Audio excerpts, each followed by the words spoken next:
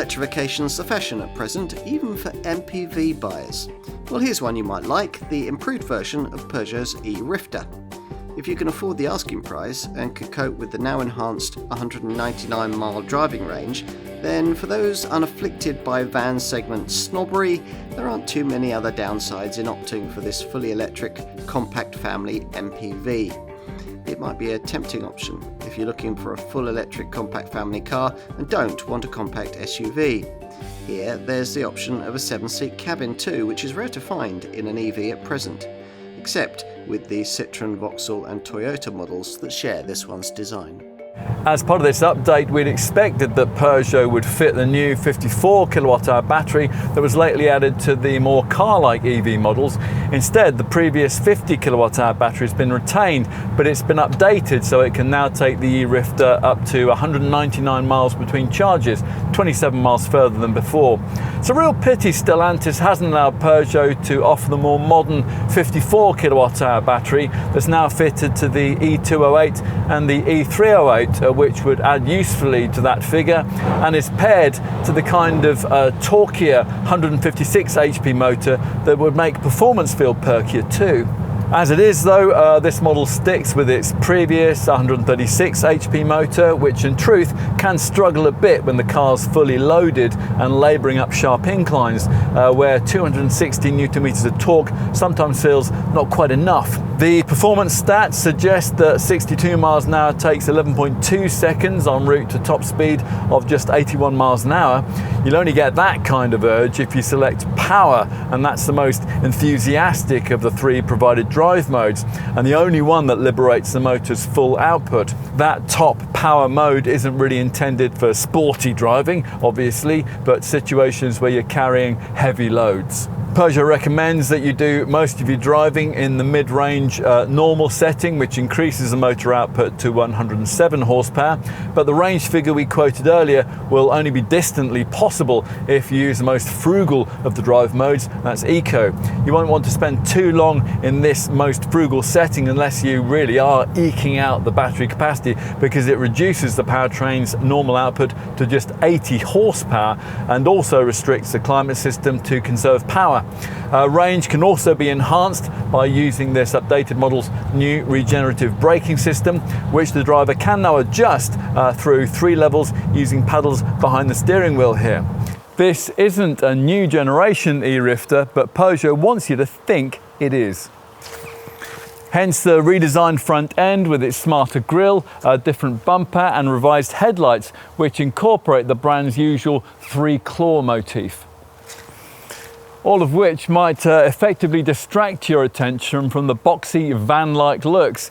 The slab-sided profile still comes in 2 forms, short wheelbase 4.4 metres and long wheelbase 4.7 metres, the latter with 7 seats. Now both versions have sliding side doors. You'll really need the extra embellishment of top GT trim though, if you want to distract the attention of passers-by from the fact that all you've actually really got here is a Peugeot partner van with extra seats and windows.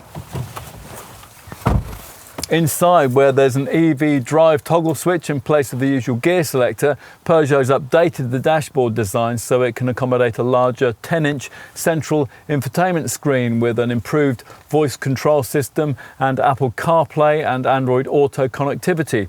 That is now of the more convenient wireless variety. There's also a new configurable digital instrument cluster. As before, dotted around the cabin are a multitude of storage areas, and they have a combined capacity of 167 litres. Let's take a look in the main part of the rear cabin. Access as usual on a van-based design by the kind of sliding side door that you'll be very thankful for in crowded car parks. Now with the base Allure trimmed e-Rifter, you get a 3rd seating row back here, but all the other models, including this top GT spec long version, only have this middle row. We think you're going to want the 3 independent sliding folding seats we've got in this case fitted back here. With base Allure spec, you only get a conventional bench, but you can add the individual seat arrangement at extra cost. Because the battery pack is mounted beneath this MPV model's floor, cabin space really isn't compromised. As you'd expect from an LCV-based design, there's absolutely loads of luggage room. This lengthier long version has a capacity of up to 1,050 litres. Even the standard length 5-seat short wheelbase M models can swallow 775 litres in the boot. In addition, if you're taking really long items, the front passenger seat there can be folded flat. That allows items like surfboards of up to 3,050 mils to be taken inside the long models. The e-Rifter supports up to a 100 kilowatt rapid DC charging, although in the current evolving EV age, that isn't especially impressive actually. An 80% DC recharge takes 36 minutes, while a full AC home charge from a 7.4 kilowatt single phase wall box will take 6 hours 43 minutes thanks to the 7.4 kilowatt onboard charger. Customers with access to a 3-phase power supply can specify an optional 11 kilowatt onboard charger, and that will charge the e-Rifter in 4 hours 50 minutes. You will have to use a wall box that also supports that faster home charging solution though. You might on your travels end up somewhere where you have to charge this e-Rifter from a domestic 3-pin plug. Now if you do that, charging will take you a yawning 22 hours 30 minutes. There must be plenty of people out there who want a family-shaped compact electric vehicle, maybe as a second car, but don't want an SUV. It would have to be realistic priced, have an acceptable driving range, and not look too van-like. So this improved e-Rifter, to our eyes anyway, does tick all those boxes. So jack of all trades then, and master of one, the art of bypassing fuel stations.